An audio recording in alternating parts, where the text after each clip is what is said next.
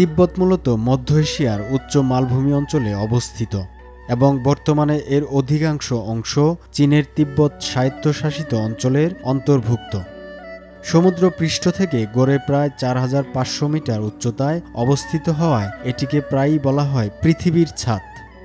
এত উঁচুতে বাতাস তুলনামূলক পাতলা এবং এখানকার পরিবেশ অত্যন্ত কঠিন। তিব্বতের দক্ষিণে দাঁড়িয়ে আছে পৃথিবীর সর্বোচ্চ পর্বতশ্রেণী হিমালয়। এখানে রয়েছে মাউন্ট এভারেস্টের উত্তর দিক, আর হিমালয় এখান থেকে কাছে হওয়ায় এখানে তীব্র শীত পড়ে। শুধু তাই নয়, এশিয়ার বেশ কিছু গুরুত্বপূর্ণ নদীর উৎপত্তিস্থলও তিব্বতের এই মালভূমিতে। ইয়াংসি, হলুদ নদী, মেকং, সালুইন এবং ব্রহ্মপুত্রের মতো নদীগুলোর জলপ্রবাহের সঙ্গে এই উচ্চ মালভূমির গভীর সম্পর্ক রয়েছে। তাই তিব্বত এশিয়ার কোটি কোটি মানুষের পানি ও পরিবেশের জন্যও অত্যন্ত গুরুত্বপূর্ণ একটি অঞ্চল।